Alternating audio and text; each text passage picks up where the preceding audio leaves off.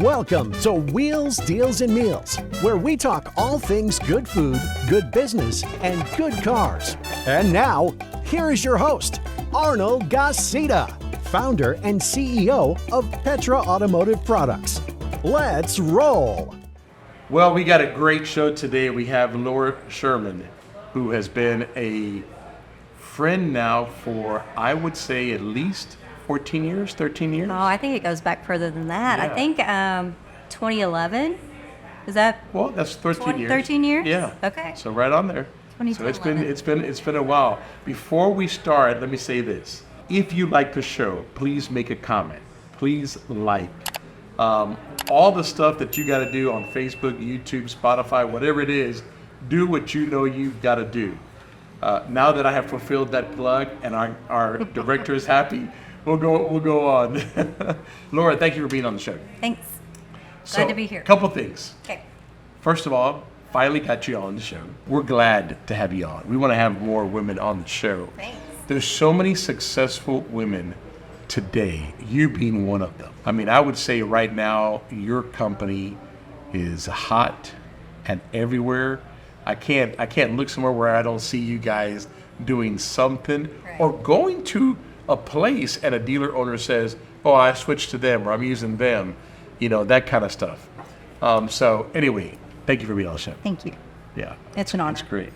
So listen, what's your favorite car? 1955 Mercedes 300 SL Goldwing.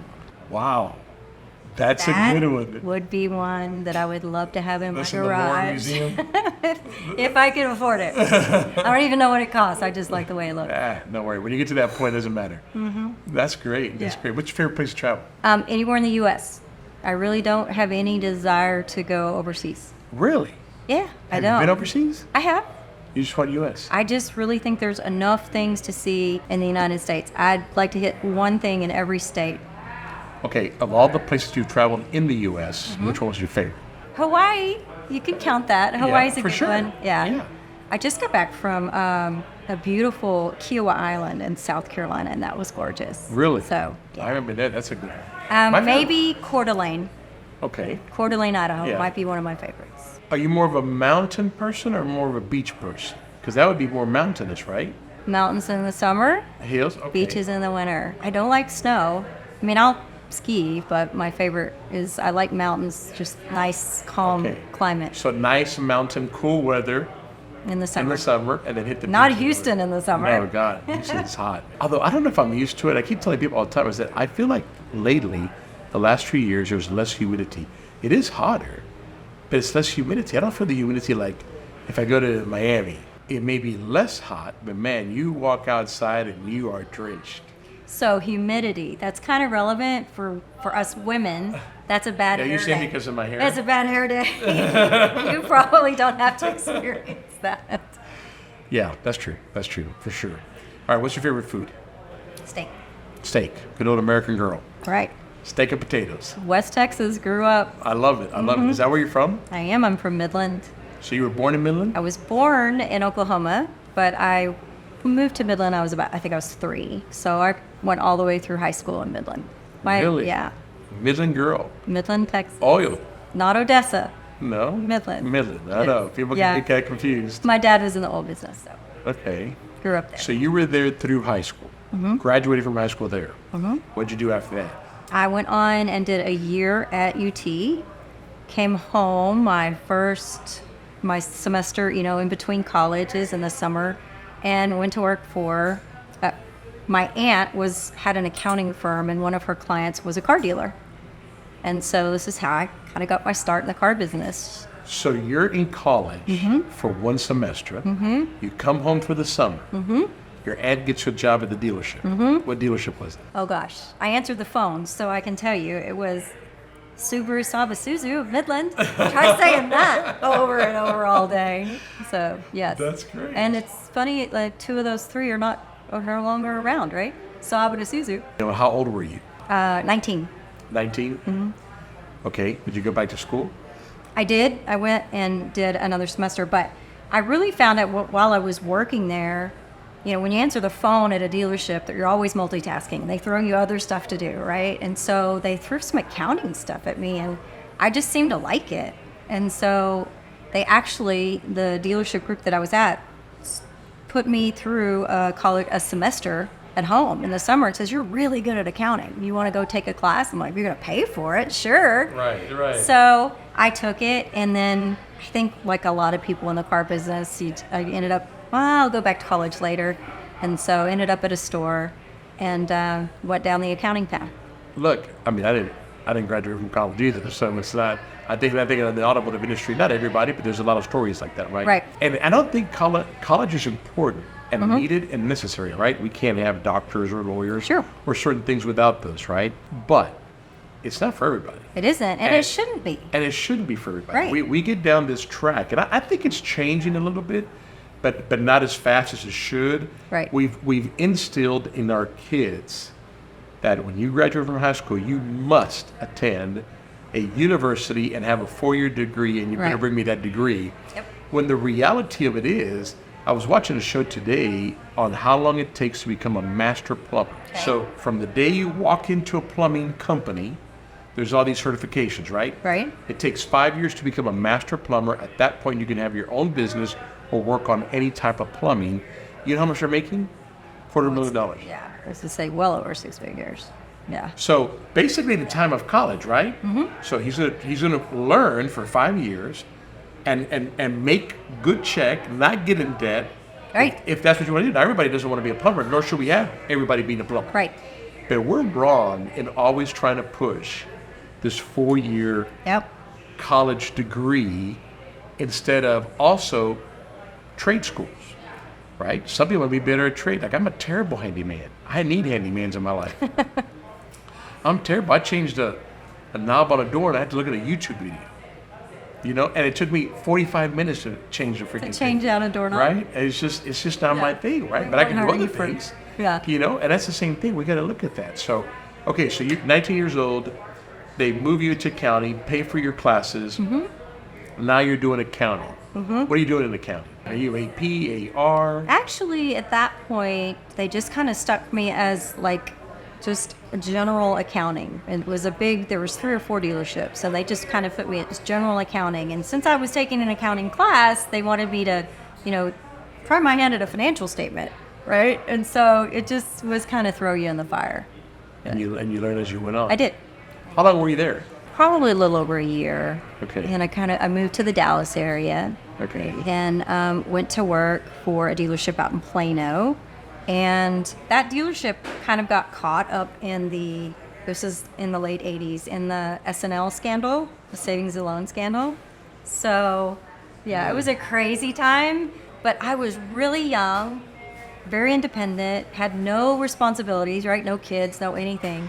So I'm literally the last employee at this dealership. Like, it goes into bankruptcy. I'm doing bankruptcy operating statements. I've never done any of this stuff in my life.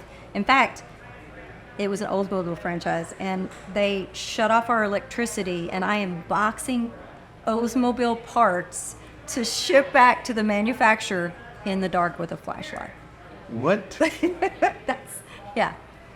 That's a sad, bad story, maybe. It is. But a great story. It is. Because you're 21, 22, experiencing a crazy moment and learning through it. Yeah, learning through it.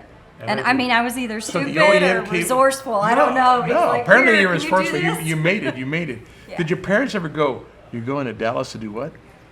Yeah, my parents probably questioned a lot of things I did. We don't have to go into all of those. No, do we? we won't go into it. I was just particularly talking about the move to Dallas. I'm sure they're like, what? What are you doing going Right. to Dallas? Yeah, of course, they're that typical parent you're talking about. They want their child to go get their degree and do all the things. And I just took a different path. So, Okay, so you're there. The dealership is closing up. You're shipping parts to OE. What's next? goodness, I really would have to go back and look at my resume. At one point, I looked at my resume and I was astounded at how many dealerships I've been at. But, I was able to learn a lot of what not to do, right? I ended up I was the longest at a BMW dealership in Dallas, John Roberts BMW. How long were you there? 13 years. And so when you started there, what was your age period, if you don't mind? Gosh, am I going to tell you I don't remember? I was in my early 30s. Okay, Probably late 20s. So early 30s, you get this job, the longest tenure in a dealership. BMW, not a bad brand. Not a bad brand. Yeah, pretty good. Did you I get a was demo hired. card? Well, I was hired as his bookkeeper, right? Okay. This was old school, and I was his bookkeeper. Did you have the ledger at that time? Oh, that's a funny story. The dealership had just gone from handbooks. I'm really dating myself. Handbooks, and had signed on with Reynolds and Reynolds right before I got hired, and the controller before me, he literally made her run 2 sets of books. The handbooks while they ran Reynolds and Reynolds so he could make sure Reynolds was right. Right. Because we don't trust computers. No, we have to do it the He manual did not, way. yes. And so I'm glad to say that by the time I was hired there, we were fully on Reynolds and Reynolds. I did not have to do the hand ledgers, but It's funny you said, I've been in this business now for 32 years. When I first got into this business, I remember the ledger. you do? Big old book. And they're trying to explain to me the ledger. I'm like, oh my God, what in the world is Debits this? and credits. Yeah. You know? But yeah, it was basically a balance sheet. That's basically what it was. For everything. For everything. Every single account. I mean, imagine. And that store, by the time I left that store, we had 80 service bays, right? And when I left that store, I was a general manager. So it's such a great story. I mean, I started as the bookkeeper, and after 13 years, the owner, Mr. Roberts, was such a pleasure, and he got very ill, and as a matter of fact, was in a drug-induced coma for about 6 months. Yeah, and so, his wife, who was not involved in the business, just called me and said, just handle it. I'm like, okay, and did, and then, bless his heart, once he came back to work, he promoted me to the GM after So you that. went from bookkeeper to GM, or there was some other titles in between? Controller in between. So bookkeeper, controller, general manager. Yes. So you were the general manager of a BMW dealership The 5th largest BMW dealership in the Dallas. nation. I at mean, the come time. on, that's pretty big. was a big deal. That's not Midland. No, because of it, and it That's- was a great experience. It really was. And then How long were you general managers there? a year and a half, the last year and a half. And so when you left, what did you go do? So AutoNation bought the store. Okay. Okay. And I had been in the family side of automotive pretty much all of my career. And so they came in, and it was a little bit of a change for me. It was a little bit of a change. I'd lost my it's always a F&I change from family to corporate. To corporate. I'd lost my F&I director. And he just left, right? And of course I'd been in the store 13 years. So you stayed with AutoNation for a while. Yeah, I did for 4 days. That's the story. That's all. It was 4 days. That's all I could handle. So yeah, no, I lost my F&I director, and so they called me, and I promoted somebody, right? I put my next best guy in there to rehash deals, and one of the higher ups at AutoNation calls me and says, "You don't have the authority to promote people," and I'm like, "Well, what do your general managers do at AutoNation?" What are we supposed to do So I'm like, to make a living and can get you deals tell me good? Yeah. which one of my employees you would have promoted, sir? And that didn't go over well. Wow. So I left at 4 days. No kidding. Mm-hmm. That's a good story. I left AutoNation in 4 days. They've learned a lot since then. They have. They have learned a lot They since have. then. I remember those beginning years, and they tried a concept out, and I think as time went by, they realized maybe that concept wasn't. But they were aggressive. Yeah, they're very aggressive. They were very aggressive. Okay, so you move on to where? After the BMW store, I went to work for What's Van next Tal. in the life of Van Tal. Okay. I moved to be a controller with the Van Tal group At a dealership or the group? at a dealership. Okay. Yeah. In Dallas, still in Dallas. Uh-huh. Yep. How did you do that? Oh, several years. I worked at More than 4 days, right? more than 4 By the way, cheers. Cheers to that. Thank you. Yes, definitely more than 4 days. I mean, we're at the Refuge Steakhouse and Yes. Bourbon Bar, who graciously has allowed us to have this interview here. We're going to eat their food here a little bit. But I thought we might as well, these drinks are sitting here, we might as well. I know. And I'm not drinking bourbon, so I think I'm going to get an education here for bourbon. But so anyway, yes, I went to work for the Van Tal Group, and that's an interesting story too, because I was at a I was at a Chevy store, and they kind of put me over a Volvo store and then another Volvo store. They always say if you want something done, give it to a busy person, right? Right. So, and I think I was the only controller that would go to the meetings, and I had a Larry store and a Cecil store. Right. So I just look at the guy and go, "Where do you want me to go?" It was father and son. Yes. Yes. Father and son, for those that don't know. Yeah. And so, how long did you do that for? How long did you work for Vantel as a whole? I want to say it was about 12 years. Yeah, so it was a good time. Okay. Yeah. And then I met good. you. Is that when you met? Right after that? Yeah.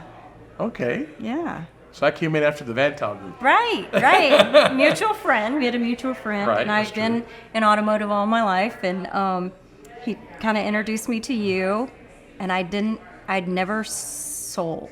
And of course, I'd look back at that now, Arnold, and I'm like, I was a controller in a car store. I was selling every day, right? I mean, I'm selling You something to the management team or whatever. But yeah, I so feel then I anytime got that you're explaining to a certain point yourself, and educating. yeah. That's selling. I mean, that's what you're doing. Yeah. You know, if the guy, we were going to talk about bourbons later, and he was giving us a little sneak peek, right? Mm-hmm. He's explaining, but he's selling it, right? He is. And he was good at it. I He know was he's very going to good bring at some it. stuff out here and we're going to enjoy it. Even at the end, when he says, "And we make it in a little bottle that you get to go in." Exactly.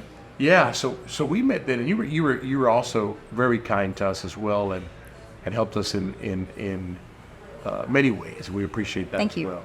Yeah. It was a good Okay. relationship. It was. Yeah. It I remember was. you telling me, the whole thing, right? I came down to the Petra office and you were telling me kind of what's involved in selling. And it was very informative. Was that kind of your first formal selling site? It was the first, yes, yes.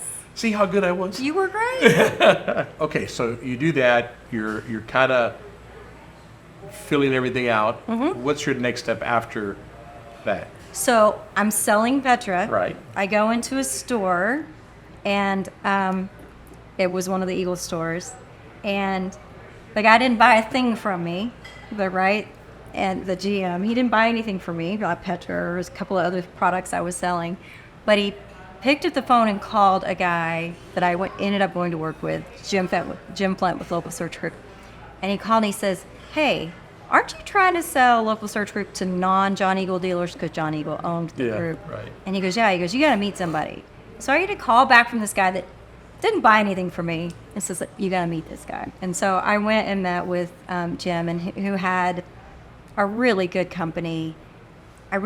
I call it, he was selling Google before everybody knew they needed Google, right? Again, I keep dating myself, but so I'm there with you. I ended up, I was still doing some stuff for you and some other things. I felt like I had like this, I can sell you this, There you go. or I can sell you this. And then it really became very obvious that was kind of the niche for me, was to go down that digital marketing front, because I got to educate dealers and I sat in their seat, so they kind of knew I knew what I was talking about. Well, yeah, and you definitely knew the finances of a dealership, right? Yep. And I will tell you that something that, I always tell people in the dealership world, whether it's on our side or the dealership or a vendor or whatever, Yeah, always be happy when people move on, whether they move on with you or somebody else, right? Right. This is a small world. We all know each other. It all comes around. it does. Good or bad, right? If you burn somebody, you're gonna hear that too. Yes. But if you're good to somebody, you're gonna hear that too, and you can make lifelong friendships. But I think you, especially when you were with us, you didn't maybe realize the ability you had to sell, right? You could get in front of people, and your kind nature, listening to them, and you were able to have conversations with people. And at the end of the day, and you've probably heard my speech on this a million times, Of course. it's all about relationships. It is. It's all about relationships. If you build the relationship, the business will come. Sometimes it takes a while. It may not does. happen. It may not happen on day one. Right. Sometimes it may happen on day one. I like to challenge my guys. Sometimes I go out in the field to try to close a deal that day. And then I call them up and I go, "Who's your daddy?" Right? Yeah. That's fun. That's not going to happen all the time. No. But you want to build relationships. You want to be able to do that. And you did that well. Thank you. And stayed in touch with people and were kind. I think that was important. Correct me if I'm wrong. Did you bake things? Yes. I made homemade cookies. Yes, that's what I thought. Every weekend I made homemade cookies, and when I would go out and cold call, I would pass out cookies. And it's a great Of subject line. course. Did you get my cookies? Listen, How'd you like I my would let you cookies? in. I'm like, yes, Let's talk about, cookies before we talk about anything else. Yes. So that was great. I remember that. And I think, I remember it. I think people remember it as well. Yeah. All right. So you go off. This guy hires you. Did what? I was there 6 years. We took that company, and it was such a great place to be. Again, like I said, Google early, right? And educate dealers along the path of how much they really needed to be on page 1 of Google, whether it was paid or whatever. And so it was a great experience. Loved the digital side of it. What's interesting is through that job, I got to meet Amberly, who's my business partner now, okay, in this business. Amberly she had her own marketing company, and she was more down the direct mail side, right?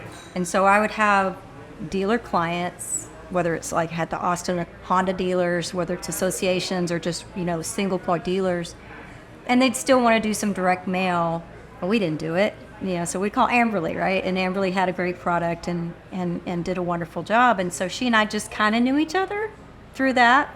And so it was kind of I didn't know it was going to be the start of a really good relationship. But COVID hit. I got furloughed at LSG, there weren't a whole lot of marketing budgets at the time because nobody had any inventory to market for. Right. And so I started seeing what Amberly was doing on LinkedIn. So Amberly's, making these posts about credit card processing and passing credit card. She was in that business already. She had just started it. Okay. She had just started it. And because, again, I knew her from marketing. She had both, right? She's an amazing entrepreneur. She had the marketing company and then created this. And so I remember picking up the phone, calling her, going, okay, because my spidey sense kicked in, right? Yeah. I'm a controller. I'm a general manager. These things are, clicking. Right. I'm like, tell me what you're doing. And she told me a little bit about it and all the research that she'd done. And she'd created this company. And, really, dealers didn't even know. Dealers didn't know they could pass on their credit card charges, right? I mean, it's been something that was kind of against all the card brand rules. And so... Before you get to that, though, so how did the partnership happen? That way. I mean, I literally picked up the phone and called her. And I said, I was furloughed, right? I really wasn't working. I was at home. And I just said, let's talk about how maybe we can do this and do this together. And so we just started working and signing clients, and we both saw the value in what so we the brought. Name of the company is Dealer Merchant Services. Dealer Merchant Services. It's a credit card processing company. It is. But your niche is teaching clients how they can regain the credit card fees. Mm-hmm. Is that right? Is that fair? That's fair. Okay. No, that's about 97% of our business. I really feel like we're an education and training company, because there's a lot of companies out there that process credit cards, but the passing it on part, right, the compliance surcharge, if you will, that is pretty involved. There's a lot that is to the compliance piece, and so if you don't do it right, you're going to have CSI issues. There's all kinds of things that you can have happen if you don't do it right. Which I really feel that you guys were the leader in that. Mm-hmm. I really feel that education part of you can do this. Really, nobody ever heard about it till you guys started talking about it, or you did a hell of a marketing program. We're screaming it from the rooftop. Yeah, right, to get the word out. But yes. But I do feel that was you guys. Yeah. So how long have you been doing that now for? Almost 4 years now. Yeah. So in your career, if you could pick one thing that you go, Arnold, it wasn't a good thing, but it taught me a lesson. What would you think? What would it be?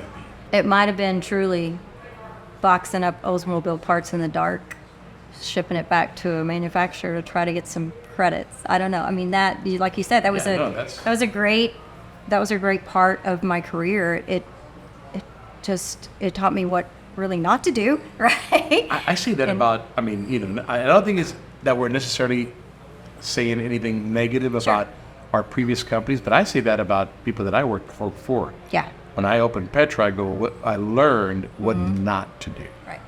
Right? I learned what not to do, and that's part of education. Exactly. That's part of being better. That's part, if you learn and you listen to that, you can become better and you can do better things. Okay, what's one thing that was really good that you go, this was a pivotal moment in my life that I know helped me or changed me or boosted me? What is that?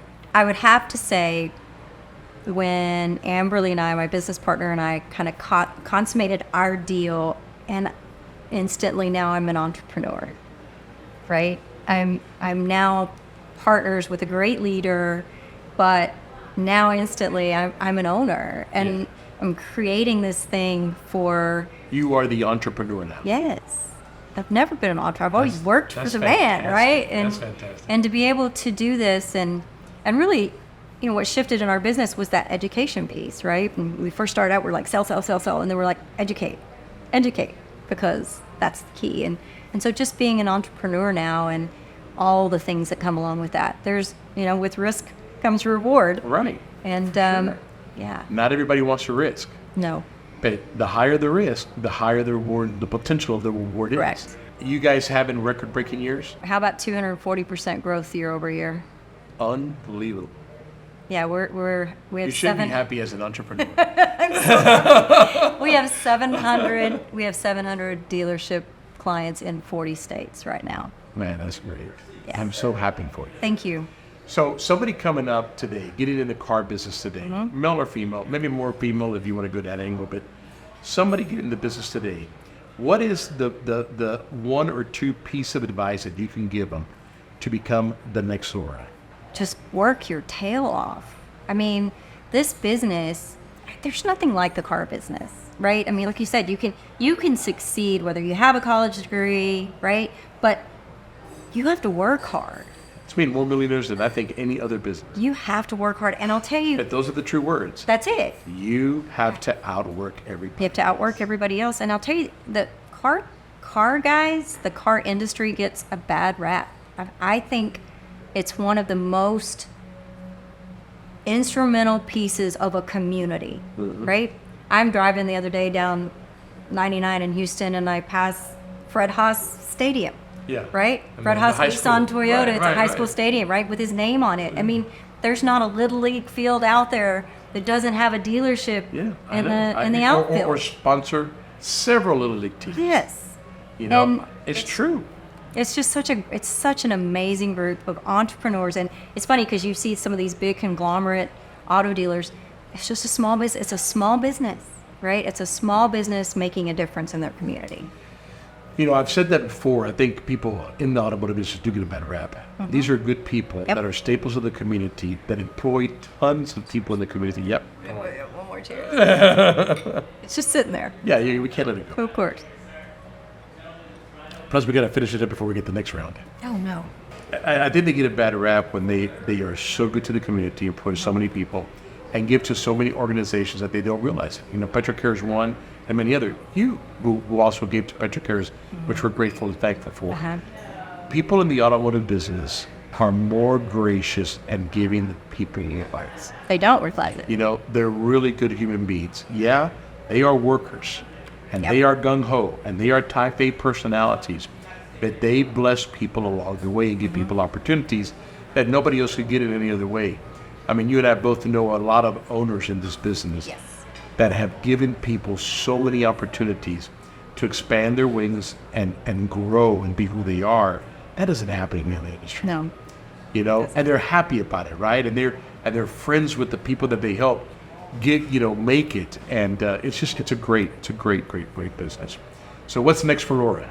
So it's funny. We have we do a book club at Dealer Merchant Services. It's really cool, Okay. and so we're always trying to kind of grow our team. What's next for me is we have 22 employees now, which is insanity. Thinking right where we Yeah. were last year. Right. I think we might have had 8. Trying to figure out. I mean, it's not just automotive, right? There's other industries that need to Credit be card able. processing. Yeah, I mean, well, it's not just the credit card processing. We count and track everything, and we saved our dealers $2.3 million in the month of April. Just that month. Just in 1 month, we've saved our dealers over $22 million program to date. And what? Look, It's almost $1 million per employee. it is. But what's cool is it's really the perception. A lot of dealers now the perception's changing, right? Because it's more and more mainstream. But the perception is, well, I just don't want to charge my customer. Okay, but the majority of your customers, they have a debit card, so they wouldn't have to pay anything, right? You know why they're using their credit card? Points, miles, rewards, cash back. You take a Discover customer, they're getting 5% cash back. So 3% at the store pencils. Right. So, it's just a huge expense. Dealers, and you know why it's a hidden expense? Because it's not a line item on a financial statement. No, and they just assume it's part of it. They don't know what it is. We've talked to dealers and they're like, oh, well, I'm probably spending about $5,000 a month. We look at their statements. 30 grand. 15, 18, 30, it depends. Yeah. It's crazy. Until you dive into every line, you don't realize. You don't really realize it. And then you do that times 12 months, times 3 years, and all of a sudden. Yep. We've got dealers that the dealer groups themselves have saved well over $1 million in 2 years on the program. It's $1 million right down to the bottom. Without CSI issues, because it's transparency. Right. So. Right, if you're honest about it. Do you take credit cards at Petra? I do. And our world is, if we get a credit card or two, now we do for Petra Cares. It's big in Petra Cares. Yeah. But in Petra, because of the volume, it's typically ACH wires, or people sitting in a check because the dollar amount is so high. Yeah. Because if you need some help with credit card processing. No, for sure. Well, I'll put you in the right person for sure. Yeah. But we do very little, Okay. except at Petra Care. So maybe you should go check that out. Well, Laura, thank you for being on the show. Thank you. We appreciate you coming out. Everybody hearing your story, you are great. People should call you. They should listen to you. Thank you. I wish you all the success. You and your entire team. You're going to stay with us as we try some of this food. Yes, we're going to try some food and some bourbon. Thanks. Check it out. Thank you. Appreciate you. Thank you for listening to Wheels, Deals, and Meals, your main source for all things good and fun, business, food, and cars. If you like this episode, make sure to rate us and subscribe. If you would like to be a guest on our show, please leave a message at the link below. Till next time, happy eating.